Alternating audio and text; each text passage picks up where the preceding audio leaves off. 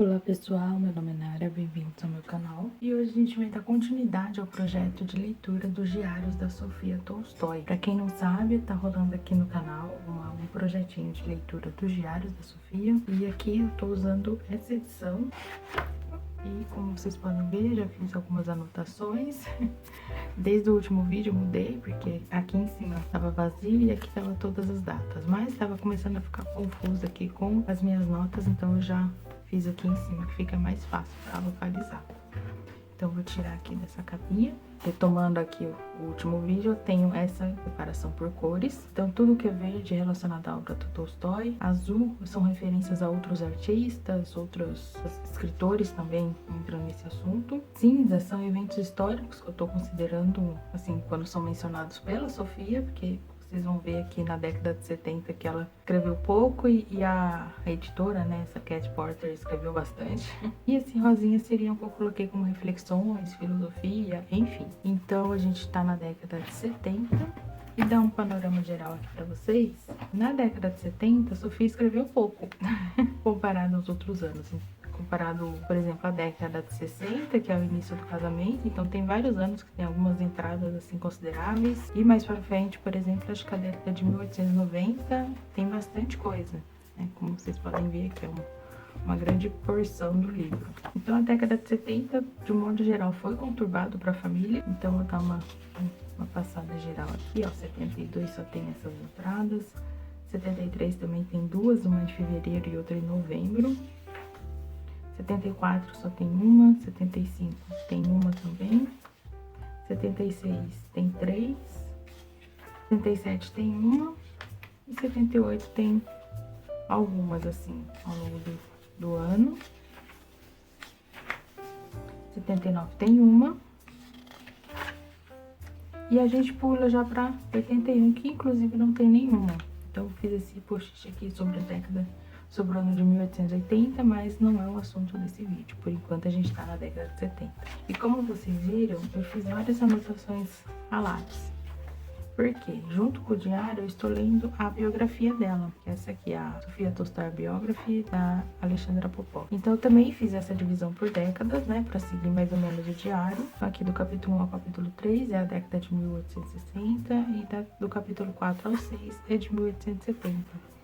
Então, através da biografia, eu preenchi aqui algumas lacunas pra gente poder conversar um pouquinho. Mas antes de propriamente entrar aqui no diário, eu acho bacana dar mais ou menos um contexto histórico do que estava acontecendo na Rússia. Em 1860, 1861, o Alexandre II, ele promulgou a libertação dos servos, né? Seria mais um paralelo, assim, entre muitas aspas, à nossa libertação da escravidão. Mas, de novo, muitas aspas nessa questão. E aí, ao longo da década de 60, né, porque a libertação foi logo no início da década de 1860, então, ao longo de toda a década, teve vários, digamos, disputas de grupos que queriam mudanças radicais na sociedade e grupos que queriam uma mudança mais gradual, uma mudança mais lenta. E aí tudo isso, né, culmina na década de 70, que é a emergência, de fato, dos grupos revolucionários e até mesmo terroristas, porque no final da década de 70 começa a ter várias tentativas de assassinato do czar, coisa que antes era inimaginável.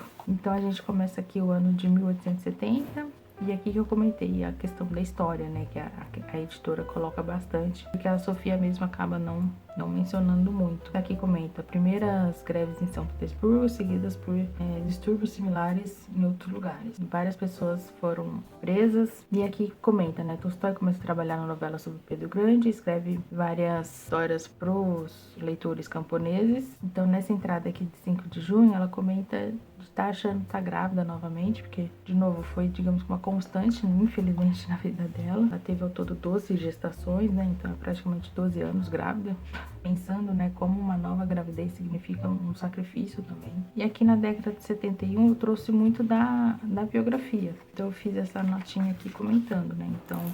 Em fevereiro, com o nascimento do prematuro da Masha, ela contrai uma infecção e fica entre a vida e a morte. Essa situação é descrita em Ana Karenina. Então, aqui para conseguir amenizar a febre, rasparam o cabelo dela. Então, tem uma fotografia dela com a irmã e mostra que ela tá meio com aspecto cansado e tá com a cabeça coberta. Aqui no mesmo período, Tolstói teve uma crise de depressão e desenvolveu dores nas articulações. Eu acho muito triste, né, digamos assim, porque ela tá passando por dificuldades, mas também precisa estar ali ajudando o Tolstói, que também tá passando por dificuldade. No final, ela também não consegue se recuperar direito. Ela tá se entregando praticamente todo pra família e pros outros, né, enquanto ela fica de escanteio. Também Ana Karenina, Tolstói usa o estado de Sofia para descrever a aparência da dó. A Sofia convence Tolstói a viajar para Samara por causa da tosse que ele adquiriu, e lá ele compra uma propriedade e inicia do projeto pedagógico desviando-se da escrita de Ana Karenina. Então, assim, Ana Karenina foi uma obra que durou praticamente toda a década de 70, que o Tolstói ficava indo e voltando. Nessa de ter um período grande de escrita, depois, né, abandonar, entre aspas, esse abandono ele ia para outros projetos. Então, um dos projetos era a escola mesmo para as crianças camponesas ali da região que eles moravam, e aí isso envolveu toda a família. E também projetos pessoais, por exemplo, criação de cavalos, a agricultura nessa nova propriedade deles, que nunca deu certo. O Tolstói não tinha jeito para agricultura e acabou perdendo dinheiro. Mas enfim, então é isso, o ano de 71. Aqui comenta sobre a visita da irmã, né? A irmã da Sofia se casou com o oficial alguns anos antes, e aqui tá indo pro Cáucaso. Em 72, o Tolstói vai para Moscou, ele odeia essa visita, e aqui ela tem vários comentários sobre... Primeiro, comentários breves, né? Então, calor insuportável, tempestade noite e dia. E mais, nós nadamos, fizemos café, pegamos cogumelos para nossa bacia muito quente. Então, tem essas entradas bem pequenininhas, e aqui comenta, né, o tal do ABC que o Tolstói estava com essa ideia. Em 73, aqui a editora comenta, né, começa a escrever de fato a Ana Karenina.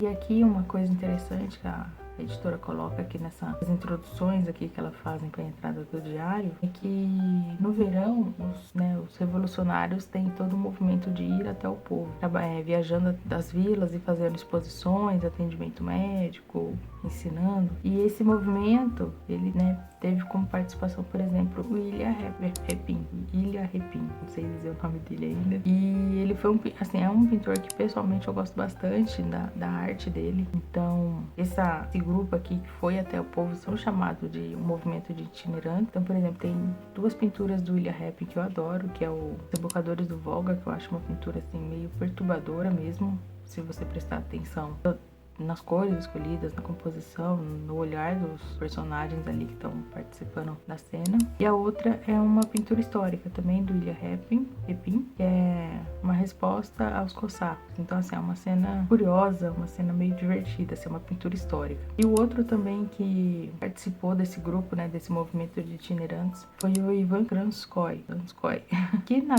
que nesse ano de 1863 pintou um retrato do Tolstói e também pintou esse retrato de Cristo, né, assim, das várias pinturas dele também, várias deles eu gosto, mas essa de Cristo é que fica mais marcante, porque de fato, pela aparência, se vê que a pessoa, né, Cristo tá desolado ali, não é só o ambiente que tá, mas ele também apresenta, assim. Então, voltando aqui pro Diário da Sofia, né, feita essa pequena introdução ao ano de 1873, uma coisa que eu comentei também é que esse movimento de itinerantes, eles influenciaram o movimento artístico soviético. O Zamyatin tem um artigo sobre arte que ele comenta dessa transformação. Inclusive tem uma pintura soviética que faz referência aos Rebocadores do Volga do Repin. Então, essa parte aqui, né, na década que a gente conversou aqui, né, no vídeo, a década de 60, eu vejo muito como a Sofia se organizando, né, assim, sabendo como lidar com o casamento, a idade dela e o fato de estar casada. Esse é um dos temas que aparece bastante e aqui reaparece. Então, ela ao mesmo tempo escrevendo que quer roupas bonitas, que quer ser bonita, quer se sentir bonita, e ao mesmo tempo se condenando por essa futilidade. Ela fala: as crianças estão esperando no andar de cima para sua lição de música, e aqui estou eu na na sala de estudo escrevendo essas besteiras. E aqui em 9 de novembro tem a morte de um filho, a morte do Petya. Então ele nasceu em 1872 e morreu em 73. Essa década de 1870 também é marcada por muitas mortes. São 5 mortes no total. 3 de filhos e 2 tias do Tolstói morreram. Então assim, ficou uma década bem, assim, que abalou a família em vários sentidos, né? Porque principalmente a Sofia, por estar perdendo filhos, mas abalou o Tolstói também em questão da religião, né? Que tanto que nessa década ele tem meio que uma virada na religião dele, uma conversão, digamos assim. Isso aqui eu anotei com base na biografia, né? Que eu li aqui, né? Essa biografia aqui. Estou usando para complementar as informações. Eu comentei aqui que o início icônico de Ana Karenina foi baseado, né, foi inspirado na obra do Pushkin, os contos de Belkin, conforme a entrada do diário 19 de março. E uma coisa engraçada, né, que não tem essa entrada aqui. Então, uma das dúvidas que eu tava aqui no início da leitura, acho que vocês podem conferir aqui, é se isso é uma versão resumida ou não. Então, não é, de fato, essa aqui é uma versão resumida do diário. Mas, enfim, vida que segue. Então, a Sofia faz esse comentário, né, no diário dela, e o Tolstói, lendo Pushkin, viu como era simples, né, assim, a forma dele iniciar uma história e se inspirou e criou o icônico começo de Ana Karenina. Pra quem não conhece, todas as famílias felizes se parecem, mas cada família infeliz é infeliz à sua própria maneira. E assim, por ser tão icônico, você acaba gravando na memória e criando várias teorias sobre esse início. Depois tem a viagem, de fato a família viaja, né, para Samara, mais ou menos de março a junho. Então, sim, em 72 o Tolstói comprou, né, essa propriedade. Em 73 a família fez essa primeira viagem para lá. E a viagem em si foi meio que espartana, como a autora da biografia comentou, porque, né, não era uma propriedade nova, tinha poucos móveis e ali a Sofia teve que, né, dar o jeitinho que a gente entende por jeitinho brasileiro para conseguir dar conta de tudo. Aqui, logo após a volta de Samara, Sofia desmama Petya, né, que nasceu em junho de 72 e fica grávida novamente no mês seguinte. E aqui um comentário que a autora fez, né, sobre Ana Karenina. Em Ana K, né, eu escrevo, né, em Ana K, além da maternidade, Tolstói também coloca em claro a discussão de métodos contraceptivos, que ele era contra. Na biografia comenta, né, numa das cartas que a Sofia escrevia para a irmã, como ela estava cansada, né, de ficar grávida. E não podia usar métodos contraceptivos da época porque o Tolstói não gostava. E aí ele coloca, né, não me engano, foi o primeiro grande romance da época que lidou, assim, coisas claras desse assunto da contracepção. E aqui o retrato do Tolstói, né, que eu já comentei com vocês. Depois vamos para 1874, só tem uma entrada também, e é uma entrada bem triste, né, que fala: quando eu penso no meu futuro, vejo tudo em branco. Bom, né, essas séries de mortes, então aqui morre a tia do Tolstói, tanto ela, né, quanto Tolstói ficam com esse ar mais soturno, mais depressivo. E aí, né, continuando aqui na biografia, Tolstói termina a primeira parte de Ana Karenina e abandona temporariamente para focar no projeto pedagógico, né, que ele vai e volta dele. Em 75, a primeira parte de Ana Karenina é publicada, né, em janeiro, os capítulos de 1 a 14 aparecem nessa revista. E esse ano, em 75, tem 3 mortes. Então tem uma morte da segunda tia do Tolstói, e essa ele sentiu bastante, porque era o último laço que ele tinha com os pais, que ele não conseguiu viver muito tempo, porque morreram quando ele era bem jovem. A morte do filho Nikolai e a morte de uma filha recém-nascida, a Varvara. Assim, foram anos complicados ali pra família. E aqui, como eu comentei com vocês, esse azulzinho chega a ser referências, e aqui apesar de eu ter colocado, né, referências a outros artistas, enfim, eu acho bacana comentar que eu também levo em consideração minhas leituras, né, assim, referências externas. Então, essa questão aqui de morar no campo, em um lugar isolado, me lembrou muito Oblomov. De novo, acho que é o 5º vídeo que eu comento sobre esse livro, mas aqui ela comenta, né? Essa vida isolada no campo está começando a ser intolerável. A apatia indiferença tudo, dia após dia, mês após mês, ano após ano, nada muda. E lá no Oblomov, né, especificamente no Sonho do Oblomov, quando o Goncharov tá fazendo, o narrador, né, tá fazendo a descrição da propriedade, da família, essa ideia de que nada muda no campo é muito forte. Eu lembrei e coloquei aqui o azulzinho. E aqui ela comenta sobre a leitura, né? Que o único prazer que ela tá tendo nesses últimos dias é ler, mas e livros bons tem por aí. E aí ela faz outras divagações ela acha que tá sonhando, mas não é realmente um sonho, é a própria realidade. Em 76, a Sofia sofre um aborto, ela acaba não comentando aqui nas entradas do diário. E aqui de novo é uma questão, né, dos dois, assim, a Sofia lia bastante o diário dele, o Tolstói, as cartas, pra poder conseguir entender ele. E aqui ela faz esse comentário de que, no caso, ela queria começar a escrever uma biografia do Tolstói, mas ela percebeu que ela não seria uma boa biógrafa, porque, né, ela seria tendenciosa. E aqui ela fala que, né, com o intuito de escrever a biografia, ela começou a reler os diários, enfim, se apaixonar por ele de novo e também ficar com ciúme novamente. O ano de 77, então aqui começa já com essa questão histórica. Então aqui a editora colocou o Tribunal dos 50 e o Tribunal dos 193 e 193, que são revolucionários da época. E o capítulo final de Ana Karenina aparece, finalmente. Então aqui eu coloquei em janeiro, Sofia viajou para Petersburgo para ser examinada por um médico famoso, amigo de Alexandrine. E é a mulher de felicidade conjugal, como eu comentei no vídeo anterior, né, na década de 60. Sofia lê umas cartas que o Tolstói trocou com essa Alexandrine na década antes mesmo deles se casarem e tudo. E o conteúdo dessas cartas serviu de inspiração para a felicidade conjugal. Então eu achei curioso aqui. E aí na biografia, né, numa carta que dá Alexandrine pro Tolstói, comenta como a Sofia acabava se parecendo muito com o Tolstói, assim. Eles eram bem parecidos na forma, no caso a Alexandrine achou eles parecidos na forma de falar, na forma de se comportar. E aqui tem uma menção, primeiro, a uma revolucionária, a Vera Zalot, que ela tentou assassinar o governador de Petersburgo. Inclusive tem um livro dela que eu quero muito ler, eu já tenho aqui, que é sobre a vida dela. E aqui um romance que o Tolstói queria escrever. Então, já no início do casamento ele apresentou essa ideia para Sofia, mas ele acabou não desenvolvendo, que era escrever um romance dos dezembristas. Quem são os dezembristas, né? Um pouquinho de história agora. Em 1825 teve uma revolta parte da aristocracia com o exército contra o czar, porque o que aconteceu? O Alexandre I faleceu, e aí o trono ficou meio vago, eles tentaram uma revolução, mas aí o Nicolau chegou, né, era a pessoa mesmo destinada ao trono, chegou e acabou com a brincadeira de todo mundo e mandou exilar, teve pena de morte também, o que era uma coisa muito rara, porque eles eram da aristocracia. Então aqui sobre o romance Dezembristas. De acordo com a biografia da Sofia, o romance sobre os dezembristas foi inicialmente comentado no início do casamento, na época de Guerra e Paz. A ideia do Tolstói era contar a história da participação dessa juventude na guerra contra Napoleão. De fato, ele conseguiu contar, né, que saiu Guerra e Paz. E depois, o romance Dezembristas lidaria com pós-guerra, a luta contra o despotismo em seu país. A novela nunca foi completada e Sofia publicou trechos nas edições de obras do Tolstói. Então, infelizmente, a gente não tem esse romance. Eu, particularmente, como historiadora, adoraria.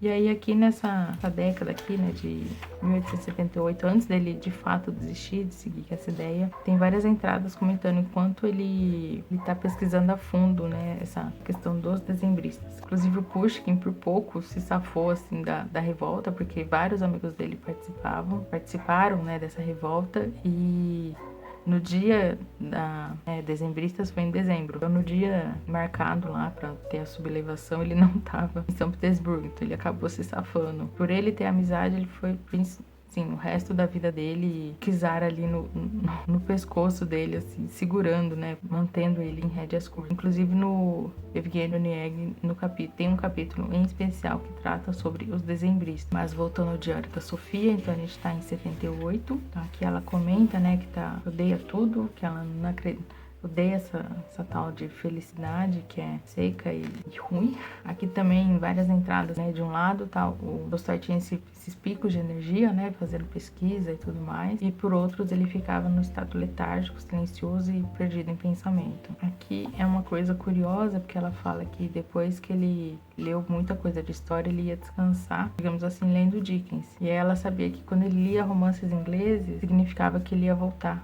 a escrever. Então tá aqui essa menção ao Dickens. Aqui também lendo Dumas. Aqui, né, a menção do romance mesmo, Dezembristas, que ele pensou em criar. E aqui é uma anedota, né, eu diria assim, de como era a mente, né, criativa do Tolstói no momento. Ela tava comentando que ele tava lendo Dickens de novo, Dom Ben-san, e aí do nada ele falou, é isso que a minha personagem tem que ser. E aí faz todo um comentário sobre isso. Aqui sobre a escrita do diário, né, que ela fala que é uma pena que ela sempre escreve diário no final do dia, quando ela já tá super cansada. Aqui ela comenta que teve um pesadelo e acabou conversando com Tolstói depois sobre isso. Em 79, né, aqui é a virada, né, de chave do Tolstói, então aqui tá falando que ele abandona essa novela Dezembristas, começa a fazer uma série de artigos de cunho religioso e moral. E de novo aqui a questão da gravidez, né, sempre rondando a Sofia. Ela fala, o pensamento de um novo filho, né, de uma nova criança, me deixa triste. Meus horizontes se tornam mais fechados, meu mundo mais pequeno. Então ela tinha essa visão mais, né, ela acabou tendo essa visão mais negativa ao longo dos anos. E aí na biografia dela comenta que o Turgenev visita eles 2 vezes, né, em 78, 79 e em 80. E aí a Sofia pergunta para ele por que ele abandonou a escrita, né, porque nessa época já era o final da vida, já o Turgenev morre em 1883, e aí ele já tinha parado de escrever já por um tempinho já, e ela faz essa pergunta, né, por que ele abandonou a escrita? Porque o Tolstói também estava nessa